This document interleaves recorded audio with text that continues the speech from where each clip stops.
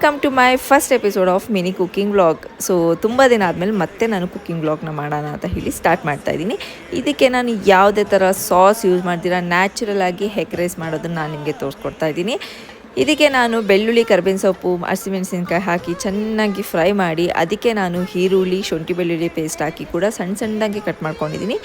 ಚೆನ್ನಾಗಿ ಫ್ರೈ ಕೊಟ್ಟು ಮತ್ತು ಟೊಮೆಟೊ ಕೂಡ ಅಷ್ಟೇ ಸಣ್ಣದಾಗಿ ಕಟ್ ಮಾಡಿ ಫ್ರೈ ಕೊಡ್ತಾ ಇದ್ದೀನಿ, ಒಂಚೂರು ಗ್ರೇವಿ ಸ್ಟ್ರಕ್ಚರಾಗಿ ಇರಲಿ ಅಂತ. ಮತ್ತು ಇದಕ್ಕೆ ನಾನು ಒಂದು 5 ಮೊಟ್ಟೆ ಹಾಕಿ ಚಿಲ್ಲಿ ಪೌಡರ್, ಗರಂ ಮಸಾಲ, ಧನಿಯಾ ಪುಡಿ, ಜೀರಾ ಪೌಡರ್, ಪೆಪ್ಪರ್ ಇವೆಲ್ಲ ಹಾಕಿ ನಾನು ಚೆನ್ನಾಗಿ ಮಿಕ್ಸ್ ಕೊಡ್ತಿದ್ದೀನಿ. ಆ್ಯಂಡ್ ರುಚಿಗೆ ತಕ್ಕಷ್ಟು ಉಪ್ಪು ಕೂಡ. ಸೊ ಇದನ್ನು ಡ್ರೈ ಆಗೋವಷ್ಟು ನಾವು ಫ್ರೈ ಮಾಡೋದು ಬೇಡ, ಜಸ್ಟ್ ಸ್ವಲ್ಪ ಒಂಚೂರು ಆಯಿಲಿನೆಸ್ ಇರೋ ಥರನೇ ನಾವು ಫ್ರೈ ಮಾಡಬೇಕು, ಬಿಕಾಸ್ ಎಗ್ ರೈಸ್ಗೆ ಹಂಗಿದ್ರೇ ಚೆಂದ. ಇದಕ್ಕೆ garam masala, pepper, chilli powder and ಒಂಚೂರು ಕೊತ್ತಂಬರಿ ಸೊಪ್ಪನ್ನ ಹಾಕಿದ್ರೆ masala egg rice got ready.